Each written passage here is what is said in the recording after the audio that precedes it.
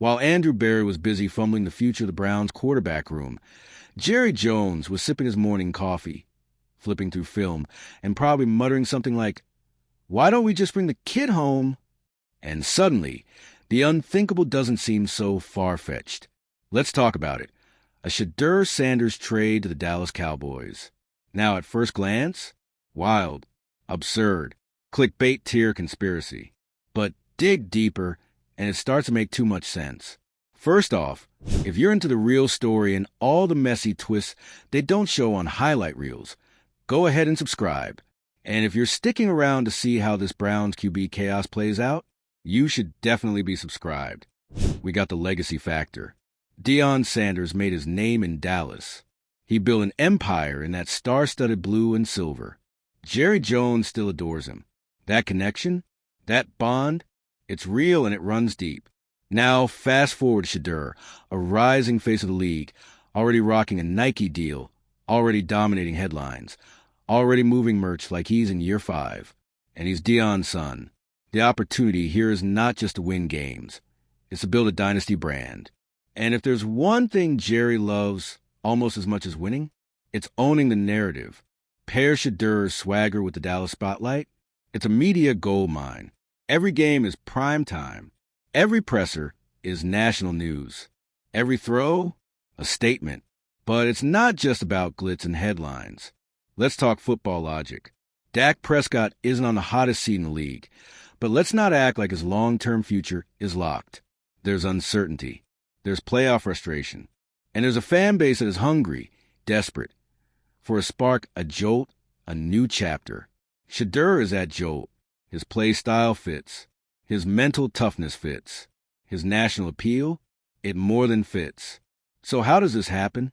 Well, if Cleveland doesn't wise up, if Barry keeps him buried on the depth chart, or worse, treats him like a marketing gimmick rather than a franchise quarterback, Shedeur's camp could very well start putting out feelers.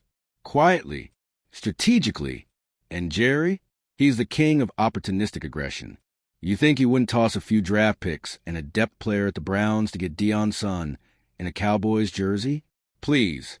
That's exactly the kind of headline Jerry lives for. But let's take a moment here. This isn't just about star power and nostalgia. This is about control. Because back in Cleveland, Andrew Berry is losing it. The Shedeur situation has gone from awkward to outright embarrassing. The fans are restless. The locker room is divided. The media is circling like vultures. And every passing day, Shedeur's value grows, while Berry's credibility shrinks. He sold the pick to ownership as a bold new era, a pivot to youth, upside, and branding gold. But what happened instead? He let fear dictate decisions. He let coaching politics derail progress. He let one of the most promising rookies in the league turn into trade bait. And now, he's boxed in. If he trades Shedeur, he looks like a coward. If he doesn't start him, he looks like a fool.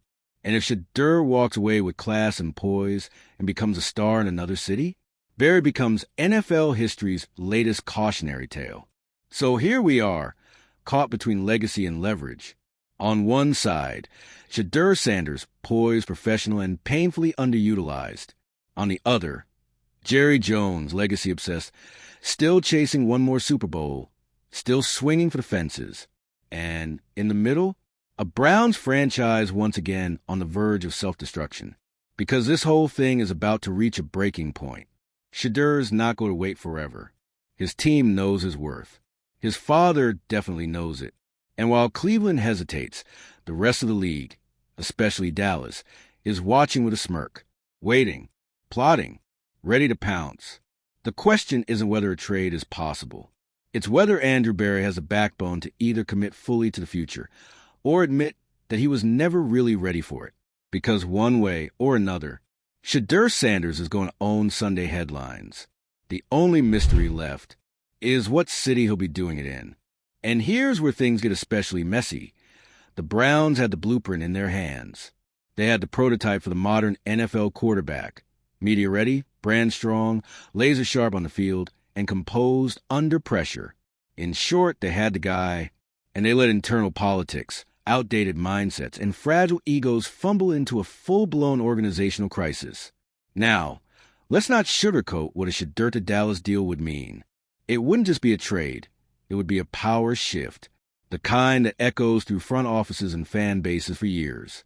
It would mark the end of whatever half-baked plan Andrew Berry and his camp thought they had.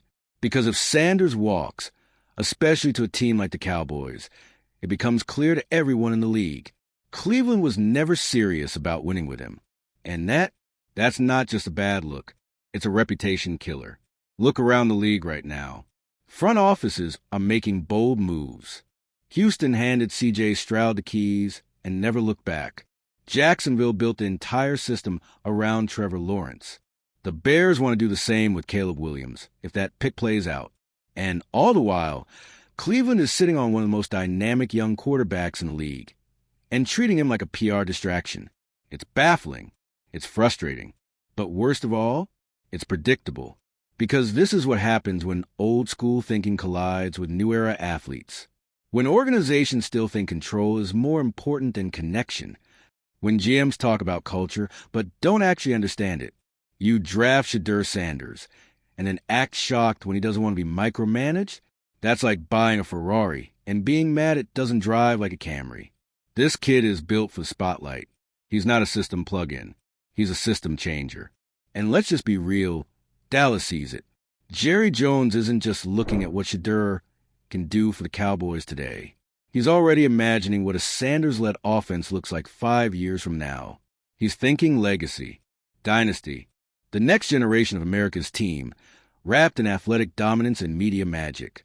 You throw Shedeur behind that O-line, pair him with C.D. Lamb, and give him a few design runs in a McCarthy playbook that's been dying for youth and creativity, you've got a playoff team. Year one, and suddenly the headlines shift. Suddenly, Shedeur isn't the kid Cleveland couldn't manage.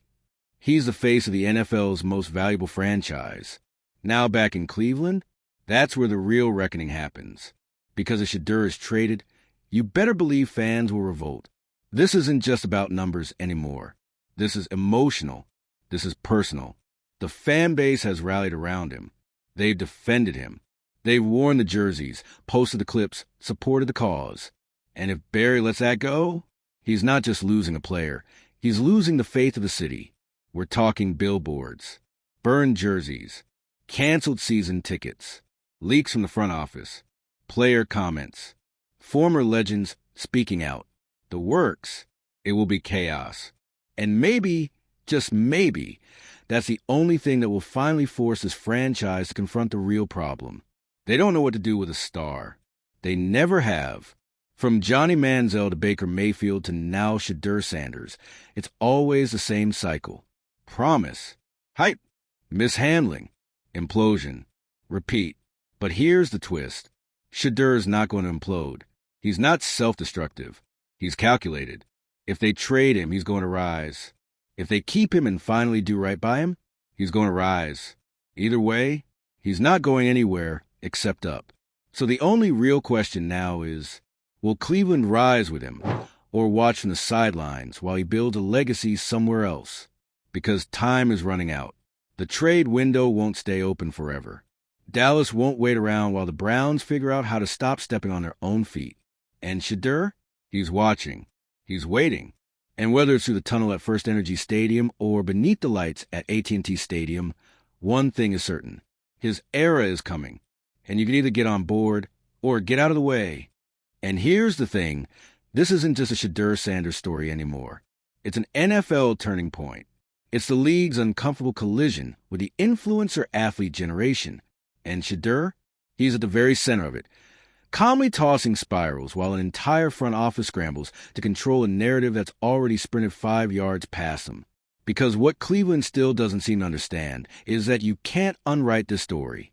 The world has already seen the clips, the fan cams, the mic'd up practices, the poise, the leadership, the arm talent, the undeniable it factor that jumps off the screen.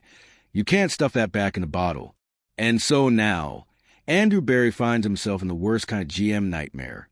He's got a star he can't market without backlash, a locker room he can't fully control, and a rival franchise in Dallas that could swoop in, offer a clean slate, and make the whole league forget Cleveland ever had a shot in the first place. Let's imagine that trade for a second. Dallas sends a second-round pick and a rotational defensive player, someone they can afford to lose, to Cleveland. In return, they get Shedeur Sanders and the media earthquake that comes with him. Within 24 hours, Shedeur is in a Cowboys hoodie, doing a locker room walkthrough, while every sports channel in America is calling it the boldest move of the season. Skip Bayless is foaming at the mouth. Shannon Sharpe is cracking a grin. Even the ESPN analytics department is scrambling to rerun their playoff simulations. And Cleveland? They're back in the quarterback wilderness, holding a bag of second-tier prospects and wondering how they once again let their potential future franchise face slip through their fingers. Because here's what a lot of executives still don't want to admit out loud. The NFL is changing whether they like it or not. Gone are the days where you could stick a rookie behind a clipboard and force him to wait his turn for 3 seasons. Gone are the days where charisma and social media presence were treated like distractions instead of assets. This is an era where quarterbacks are CEOs. They're content creators, brand ambassadors, leaders in a 360-degree spotlight, and they thrive in it. And Shedeur Sanders? He was born in it. He didn't stumble into fame. He didn't get hot off one fluke season. He's been in the spotlight since he could hold a football, and instead of being blinded by it, he learned how to own it. So why is Cleveland acting like they've got to babysit him? Why are they pretending like he's some wild card who needs guidance, when all evidence points to him being more prepared, more grounded, and more mentally composed than half the veterans in the league? It's simple. They were never ready for someone like him. They drafted a star and expected a soldier. They got a leader and wanted a follower. And now they're stuck, backpedaling, spinning, try to repackage their mistakes as strategic patience. But the league sees it. The fans see it. Shedeur definitely sees it. And the Cowboys? Oh, they're salivating. Because Jerry Jones knows better than anyone how to turn chaos into gold. He knows that if you give Shedeur a headset, a top-tier wideout on a primetime stage, you don't just get wins. You get legend. And that, more than anything, is what scares Cleveland. Because if Shedeur walks and thrives, there's no coming back from that. There's no rehab campaign. No, we tried our best press conference that's going to patch the crater left behind. That'll be Barry's legacy. That'll be Stefanski's cautionary tale. That'll be every analyst's go-to comparison whenever another front office mismanages a generational talent. So let's stop asking if Shedeur should be traded. Let's start asking, is Cleveland even worthy of keeping him? Have they shown the flexibility, the respect, the vision, or have they spent this entire season proving that they're still stuck in an era where control matters more than chemistry, where image matters more than impact? And while they're busy worrying about press optics, Shedeur's just out here, doing what he always does, studying film, winning over teammates, and keeping receipts. Because wherever he goes next, whether he stays and rewrites Cleveland's history or takes his talents to Jerry World and lights up the NFC, one thing is clear. This isn't the end of the story. It's the origin, and all the Browns can do now is hope they're still part of it. And you know what's wild? This whole situation was avoidable. All of it. Cleveland could have had their quarterback of the future, their face of the franchise moment, their media-savvy, on-field leader that energizes the locker room and galvanizes a fan base. But instead, they've managed to turn one of the cleanest draft wins of the year into a PR disaster with layers of distrust, miscommunication, and organizational chaos. Let's just zoom out for a second. Remember the night Shedeur Sanders got drafted? It was electric. Not just because of the name or the camera cuts to Dion smiling in the corner, but because, for the first time in a long time, it felt like the Browns had finally embraced the future. Like maybe they were ready to step into a new identity. One that didn't revolve around recycled veterans, broken playbooks, or quarterbacks who got chewed up and spit out before they could even find rhythm. Shedeur represented more than talent. He represented hope. And that hope got benched, sidelined, and spun into narrative management before he ever got a fair shot. Meanwhile, other young quarterbacks across the league are being handed the reins early and thriving. Look at Anthony Richardson when healthy. Look at Brock Purdy. Look at Stroud. They're being trusted. Their organizations are meeting them halfway. They're being built around. And Cleveland? Cleveland drafted Shedeur and then immediately made him walk through a minefield of politics. No clear communication. No protection from the media vultures. No offensive scheme tailored to his strengths. Just tension, confusion, muffled quotes from Stefanski, and icy body language impressors. And then the whispers started. He's too flashy. He's at a brand before he has a resume. He should focus more on football. Let's pause right there. Because those whispers, that's code. That's old guard NFL language for he doesn't make us feel comfortable. And it's always used to gatekeep players who challenge the status quo. Players who don't conform. Players who walk in a room and own it. And Shedeur, make no mistake, owns it. He's polished. He's mature. He understands media, business, and culture. He's not here to just collect a paycheck and keep quiet. He wants to lead. He wants to build something. But that kind of energy, it's threatening to people clinging to outdated control models. So what happens next? We've already got the trade buzz. Dallas is looming like a shark in the water. But let's talk about some of the other teams that could quietly be monitoring this drama and dialing up their own contingency plans. Atlanta. They've been quarterback hungry since Matt Ryan's decline. The city would embrace Shedeur like a hometown hero. Add in a young offensive core and a need for identity? Boom. Tampa Bay. They've got pieces, a defense, an opening at QB in the near future. Shedeur and Pewter, and Red would sell out Raymond James on energy alone. Las Vegas. The Raiders are built for spectacle. Give Shedeur the keys to Allegiant Stadium and you're printing money. Not to mention, he's got that Vegas vibe. Cool, collected, big-time aura. And if we really want to get spicy, the Jets. Imagine a post-Aaron Rodgers pivot where the organization doubles down on media capital and hands the offense to Sanders. New York would explode. All of those cities offer something Cleveland hasn't. A vision. And let's be honest, Shedeur's camp is watching. His reps, his family, his circle. They're paying attention to every snap he doesn't take, every subtle diss buried in coach speak, every moment he's left on the bench while Cleveland spins in mediocrity.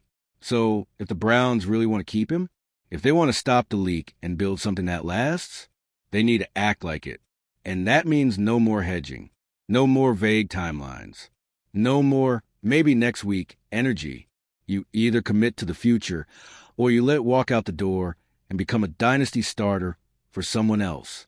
Because one thing for sure, the clock is ticking. Every day Shedeur doesn't start, his trade value climbs. His story becomes more compelling. His myth grows.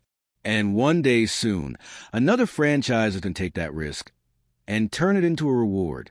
Cleveland can either be the team that bet on Shedeur and finally broke their curse, or the team that bet against him and became a trivia question during his Hall of Fame speech. Those are the stakes now. This isn't about who deserves a shot. It's about who's smart enough to give it. This isn't just about Shedeur Sanders and the Cleveland Browns fumbling his early development. No, this is about how the NFL handles evolution. This is about power dynamics. This is about who gets to lead and who's told to sit down and wait their turn. And in the case of Shedeur, he dared to lead before he was authorized to.